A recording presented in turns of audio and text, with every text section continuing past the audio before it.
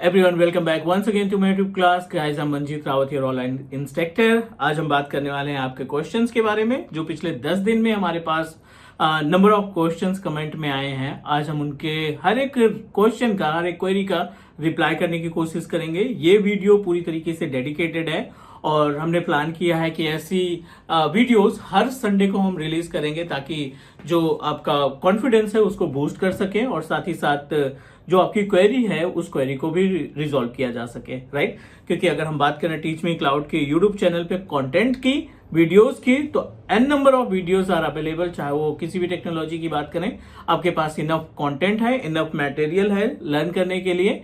Now it's time to understand about जो आपकी queries है उनको रिजॉल्व करने की कोशिश करते हैं। सो ये जो वीडियो है बेसिकली इसका बेनिफिट सभी को मिलेगा। जिसने क्वेश्चन पुटअप किया है उसको भी, जिसने क्वेश्चन पुटअप नहीं किया उनके लिए भी बेनिफिशियल है। क्योंकि यू नो दैट जब भी हम क्लासरूम की बात करें तो कोई एक बंदा अगर क्वेश्चन पुटअप करता है तो उसका जो रिप्लाई रहता है वो सबके पास ब्रॉडकास्ट होता है, तो कहीं ना कहीं हमारी नॉलेज ही इंक्रीज होगी। तो लास्ट तक बने रहिए वीडियो के। हम कोशिश करेंगे कि आपको प्रैक्टिकली प्रूव करके दिखाएं। जो भी आपकी क्वेरीज है वो क्वेरीज का एक जेन्युइन रिप्लाई आंसर दे सके, ताकि आने वाले टाइम पे जब भी आप इंटरव्यू देने जाएं और आपसे अगर वही क्वेश्चन पुटअप किया जा रहा है तो definitely you are able to reply it. Move करते हैं हम अपनी स्क्रीन पे और आपको हेल्प करते हैं to understand about your question और फिर according to that will proceed for our next question. One by one करके हम सारे क्वेश्चन को कवर करने की कोशिश करेंगे। फटाफट से सब्सक्राइब कर लीजिए टीच मी क्लाउड के यूट्यूब चैनल को, बिकॉज टीच मी क्लाउड हमेशा कोशिश करता है आपको क्वालिटी बेस्ड कंटेंट देने के लिए, चाहे वो प्रैक्टिकल की बात करें, कॉन्सेप्ट की बात करें, थ्योरी या फिर Q&A की बात करें। चलिए मूव करते हैं और आपको पहले क्वेश्चन के बारे में बताते हैं। जो पहला क्वेश्चन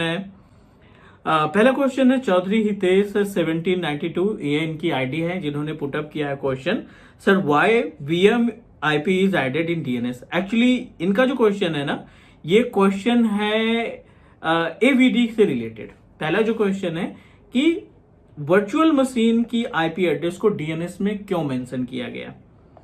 AVD का क्वेश्चन है, ठीक है।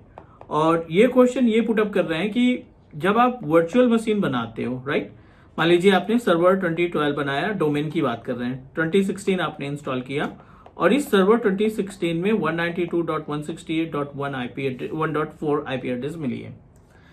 हम क्या करते हैं, इसी IP एड्रेस को DNS के पार्ट में, ठीक है, जो DNS आपके VNet में है और जो DNS आपके NIC कार्ड में है, NIC के DNS में और वर्चुअल नेटवर्क VNet के अंदर जो DNS है उन दोनों में हम इस IP एड्रेस को मेंशन करते हैं। इनका क्वेश्चन ये है कि ऐसा करने की रिक्वायरमेंट क्यों होती है।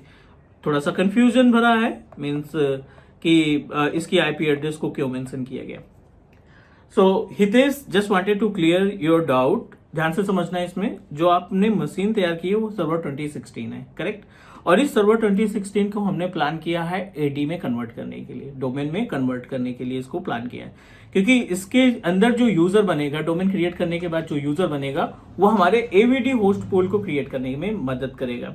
AVD होस्ट पूल के अंदर जो इंस्टेंस बनाएंगे, वर्चुअल मशीन्स और सेशन डिजाइन करेंगे, इसी यूजर के थ्रू आप अपने वर्चुअल मशीन्स का सेशन एक्सेस करोगे, ठीक है। अब ये आती है बात कि DNS की IP एड्रेस क्यों मेंशन की जाती है। आप जब भी वर्चुअल मशीन पे AD इंस्टॉल करते हो, अपने सर्वर 2016 या 19 पे जब AD इंस्टॉल करते हो और आपने कंप्यूटर क्रिएट किया है, वर्चुअल मशीन क्रिएट कर रखा है क्लाउड से, तो मैनुअल IP एड्रेस जब देंगे तो वो क्या होगा, आपका RD पे डिस्कनेक्ट हो जाएगा। तो हम NIC कार्ड में DNS की इंफॉर्मेशन ना फिल करके हम इथरनेट के प्रॉपर्टीज में जाकर के पोर्टल से ही और VNet की प्रॉपर्टी से जाकर के इसमें हम IP एड्रेस को कॉन्फ़िगर कर देंगे उसी मशीन की जिस मशीन पे active directory domain services install करना चाहते हो। इसका बेनिफिट ये होगा कि जब आप AVD में वर्चुअल मशीन बनाओगे ना, तो ये बाय डिफॉल्ट वर्क ग्रुप में रहेगी, लेकिन आप डायरेक्टली इसको किस में जोड़ सकते हैं, अपने डोमेन में जोड़ सकते हैं। और बिना डोमेन में ऐड हुए आप वर्चुअल मशीन्स का सेशन एक्सेस नहीं कर पाओगे, मतलब आपका AVD होस्ट पूल फेल हो जाएगा। उम्मीद है कि आपको ये पहला क्वेश्चन जो आपने पुटअप किया ये समझ में आ गया होगा। एंड प्लीज आप कमेंट करिए, आप जितना है खुल के कमेंट करिए, जितने भी क्वेश्चन है खुल के कमेंट करिए। हम कोशिश करेंगे कि आपको 1 by 1 रिप्लाई करने की। ये पहला क्वेश्चन हो गया। चलिए दूसरे क्वेश्चन की तरफ मूव करते हैं। दूसरा क्वेश्चन देखते हैं किसका है। डेफिनेटली टेक्निकल क्वेश्चन होगा तो आप सभी के लिए बेनिफिशियल है। लेट मी चेक दूसरा क्वेश्चन किसका आ गया है। सो सेकंड क्वेश्चन है सज्जंत का। Sir please confirm which ports are required to connect with DC if we are in different subnet. चलो 2 क्वेश्चन है इसमें, मैं आपको क्लियर कर दूं। इसमें 2 क्वेश्चन है। पहला क्वेश्चन ये है कि जब आप डीसी से कनेक्टिविटी करते हैं ना, तो वो कौन सा लॉजिकल पोर्ट काम करता है। विच पोर्ट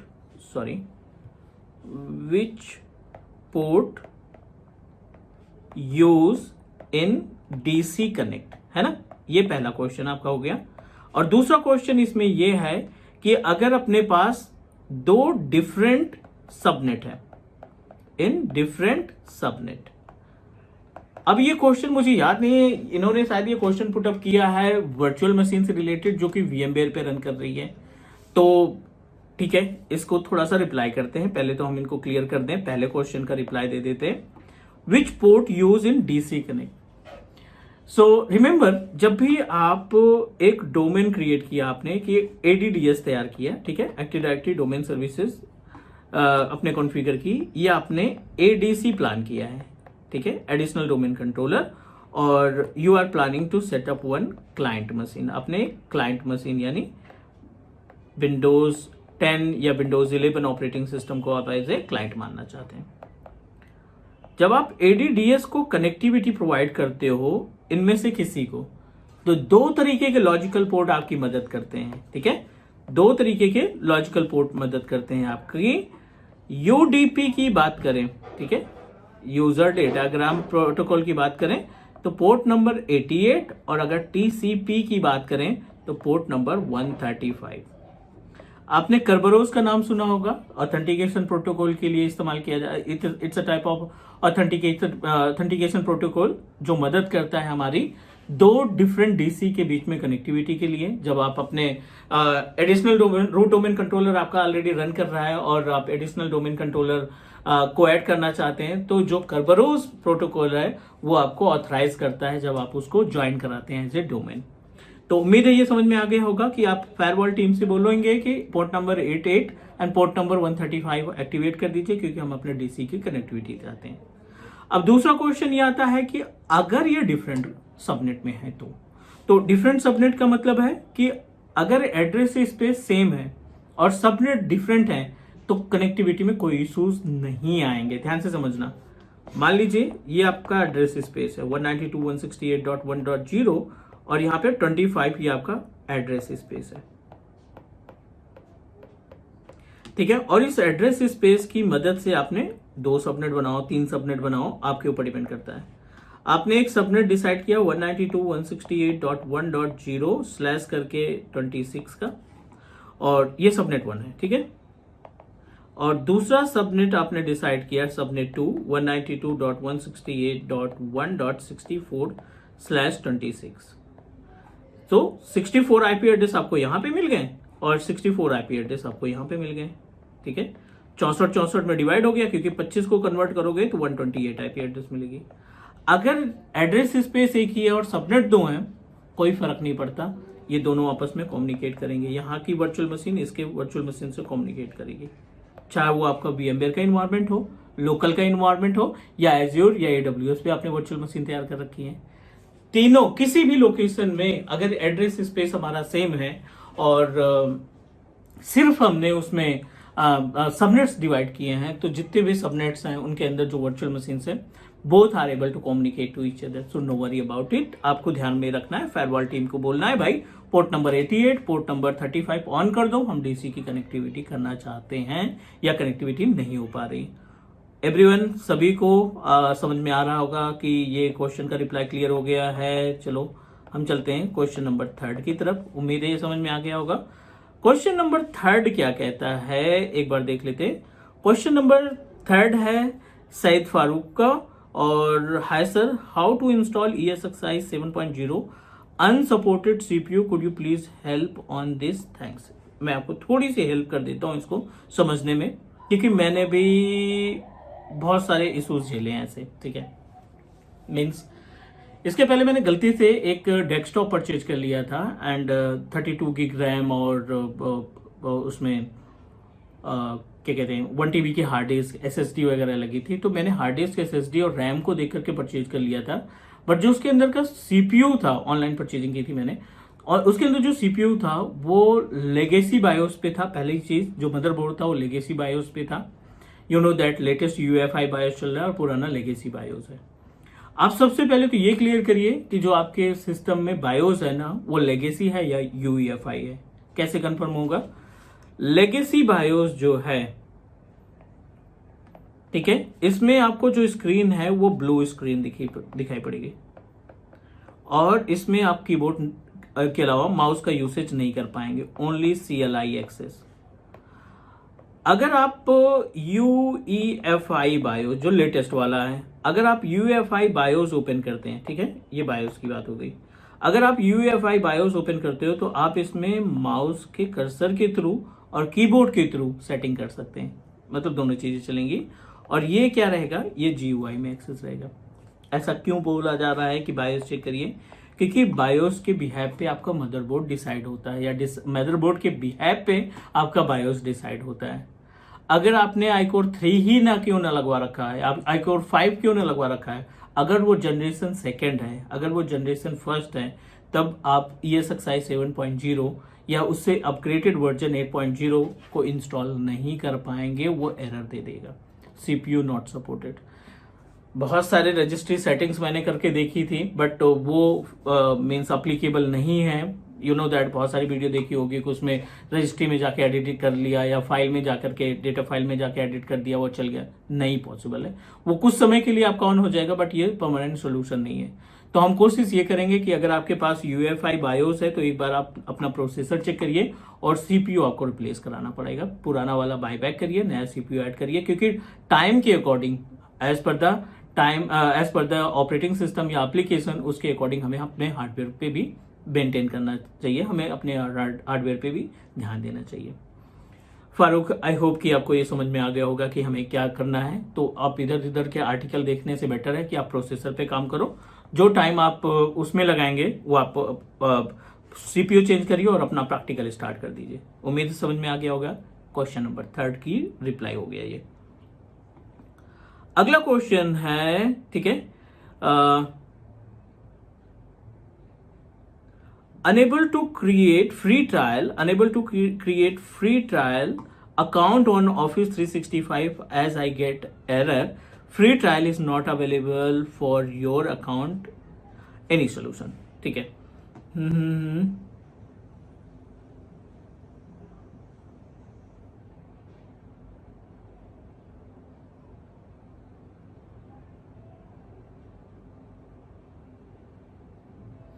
ठीक है, सो अब हम यहाँ पे बात करने वाले हैं, क्वेश्चन जेन्युइन है क्योंकि पिछले 1-1.5 महीने में माइक्रोसॉफ्ट ने बहुत सारे चेंजेस किए हैं अपने पोर्टल के ऊपर। सो मेक श्योर कि ऐसा क्यों किया गया।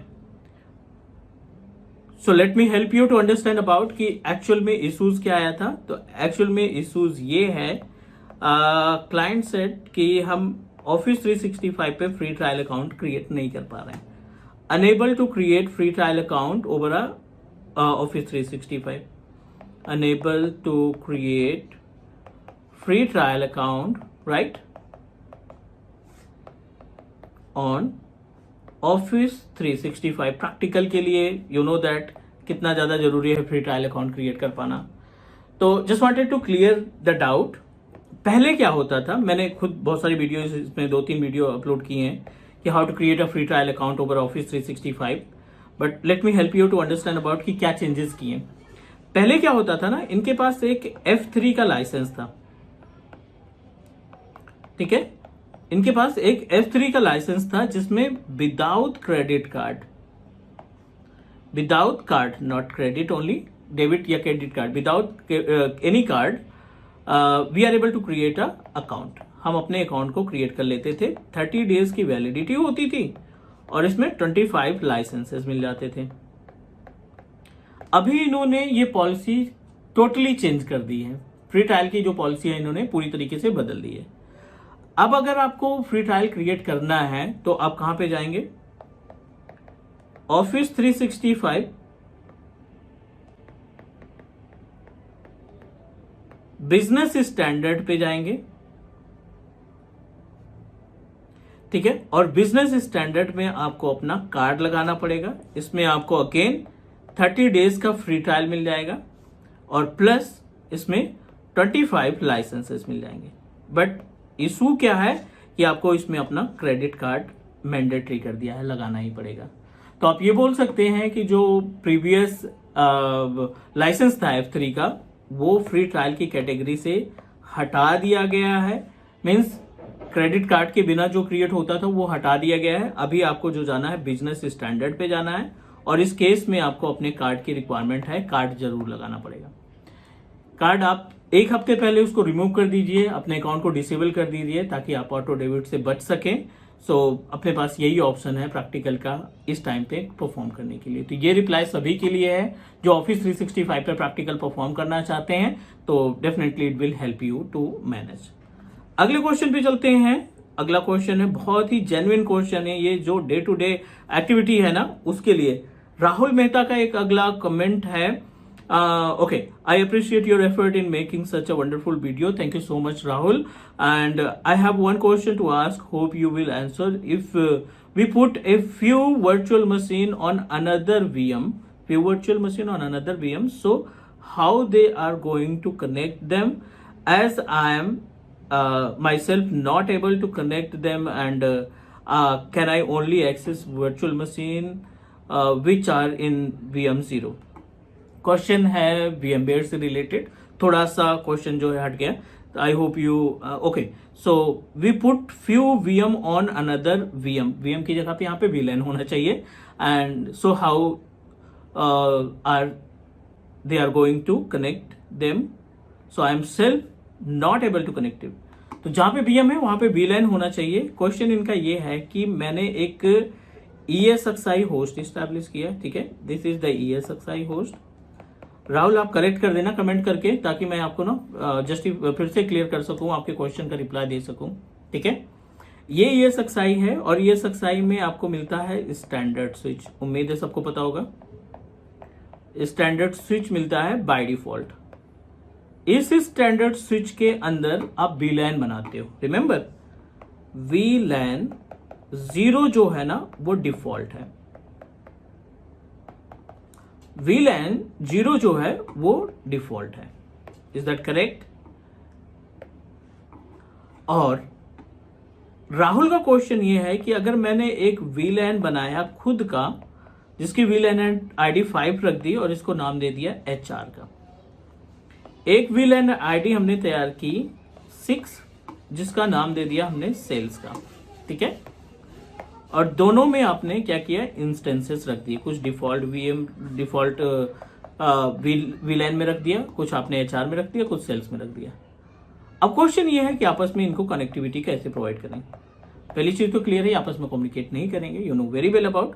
अगर आपको कनेक्शन करना है, इनके बीच में कनेक्टिविटी चाहिए कि आप कम्युनिकेट करना चाहते हैं, तो कनेक्टिविटी के लिए बेसिकली आप ये इंस्टेंस उठा करके इस VLAN में मेंशन कर दीजिए।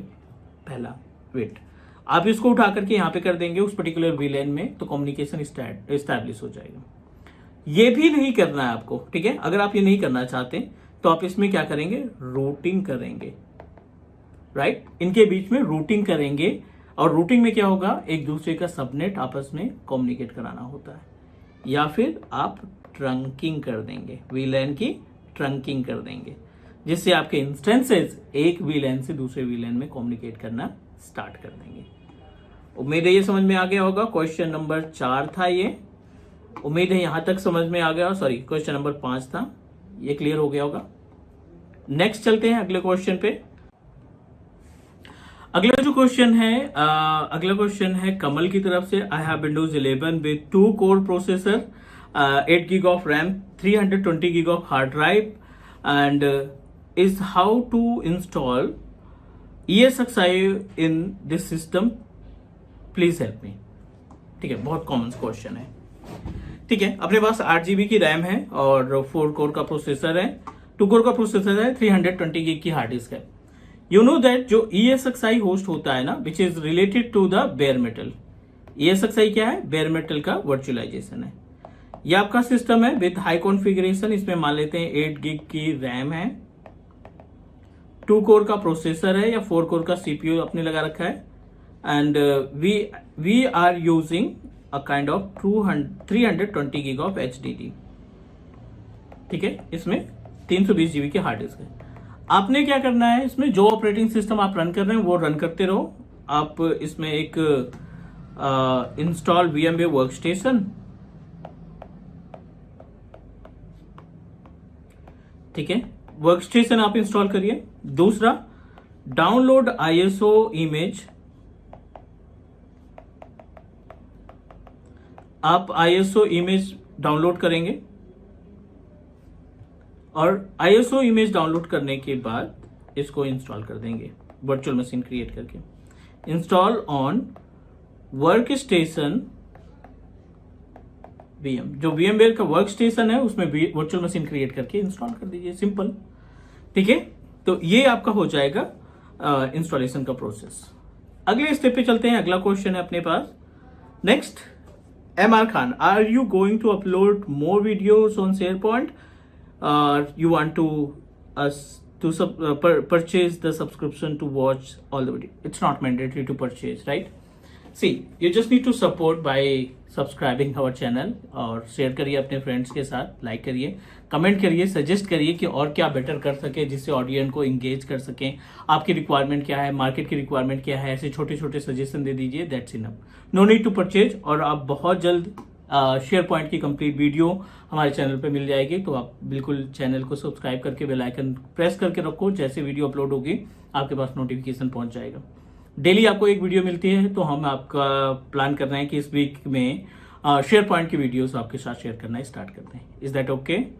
थैंक्स फॉर कमेंट, और आई होप कि आप भी चैनल को सब्सक्राइब किए होंगे, right? Because why I am asking, क्योंकि अगर हम आपको एनालाइज दिखाएं, अपने चैनल का एनालिटिक दिखाएं, तो उसमें से 65% लोग जो है हमारे वीडियोस देखते हैं उन्होंने चैनल को सब्सक्राइब नहीं कर रखा। मीन्स 65%, ओनली 35% परसेंटेज के जो पीपल हैं उन्होंने चैनल को सब्सक्राइब कर रखा है। तो कितना ह्यूज गैप है, 65% और 35%, कितना ज्यादा गैप है दोनों में। सो डू सब्सक्राइब, आपका बेनिफिट ही होना है। हम कोशिश करेंगे क्वालिटी बेस्ड कंटेंट देने की हमेशा से। चलिए अगले क्वेश्चन पे चलते हैं। अगला क्वेश्चन है इंटरनेट वर्ल्ड 1018। बहुत सारे क्वेश्चन है, ठीक है, तो चलिए एक एक करके रिप्लाई देते हैं। What about stage 2 in installation? इनका क्वेश्चन है VMware से रिलेटेड। सो VMware पे vCenter सर्वर की वीडियो हमने 2 दिन पहले ही इंस्टॉल की थी। आप आई बटन में लिंक है, उसमें चेक कर सकते हो। जब भी आप vCenter सर्वर इंस्टॉल करते हो, अप्लायंस इंस्टॉल करते हो अपने ESXi होस्ट के ऊपर, क्योंकि 6.7 के बाद अपने पास केवल एक ही ऑप्शन है कि आप डायरेक्टली अप्लायंस यानी ESXi होस्ट के ऊपर अपनी वीडियोस को अपलोड कर सकते हो, राइट?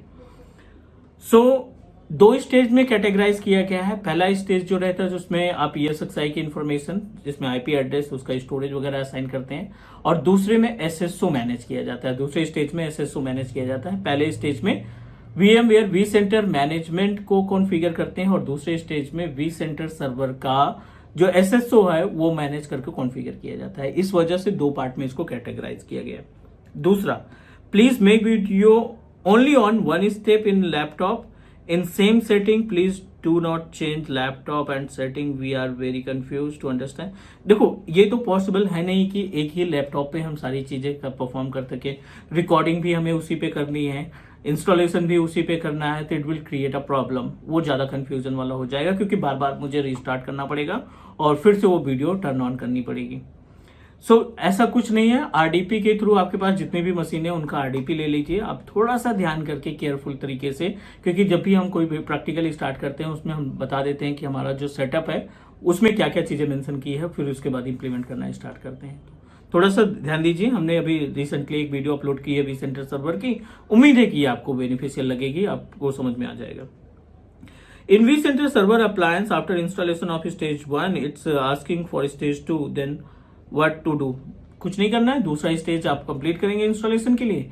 जो भी आपकी vCenter सर्वर की IP एड्रेस होगी, जो आपने मेंशन किया होगा DNS के अंदर, रिकॉर्ड बनाए होंगे, उसी के थ्रू आप ब्राउजर में जाके एक्सेस कर लेंगे।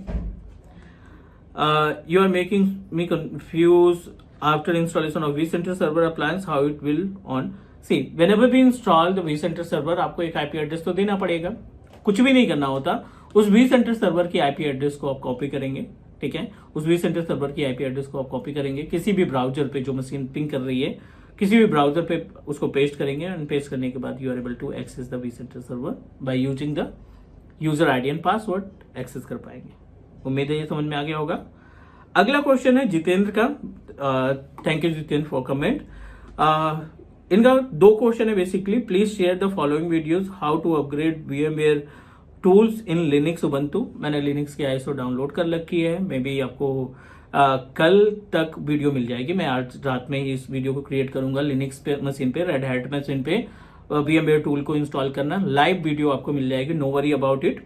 How to troubleshoot vCenter in case vCenter disk full and unable to access the vCenter server. बहुत रेयर चांस है कि vCenter सर्वर की डिस्क फुल हो पाए।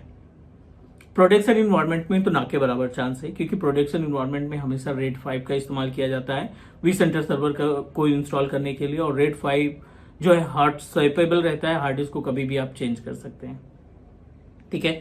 तो चांसेस कम है, लेकिन अदर जो vCenter सर्वर की ट्रबल शूटिंग है, डेफिनेटली विल शेयर यू एक प्रॉपर लिस्ट 8 से 10 जो कॉमन क्वेश्चन है, जो कॉमन इश्यूज है vCenter सर्वर से related, I definitely share with you, ताकि आप उसका बेनिफिट उठा सकें और अपने डे टू डे एक्टिविटी में इसको आप इस्तेमाल कर सकें। चलिए आगे बढ़ते हैं। अशोक कुमार का अगला क्वेश्चन है, VMware से रिलेटेड है, VMware से की वीडियो पे इन्होंने कमेंट किया है। Okay, so I'm an employee. My client asked me to increase hard disk space and memory to the Linux server, and without stopping the server or restarting, how to make it done, or which software tool can used for this task? Okay. Ashok just wanted to clear the doubt. जब आप virtual machine पे कोई hard disk replace करते हैं या hard disk को add करते हैं अपने इन्वायरमेंट में, मीन्स VMware के इन्वायरमेंट में, तो उस केस में आपको रीस्टार्ट करने की रिक्वायरमेंट नहीं होती। आप लिनक्स की मशीन हो, विंडोज की मशीन हो, या अदर कोई दूसरा प्लेटफॉर्म हो, आप वर्चुअल मशीन की प्रॉपर्टीज में जाएंगे, ESXi या vCenter सर्वर से ऐड हार्डवेयर में जाएंगे और वहां से हार्ड डिस्क को अटैच कर देंगे। हाँ, अटैच करने के बाद आपको इसको एक्टिवेट करना होगा। एक्टिवेट कैसे करेंगे? अगर लिनक्स मशीन है तो definitely you need to open terminal.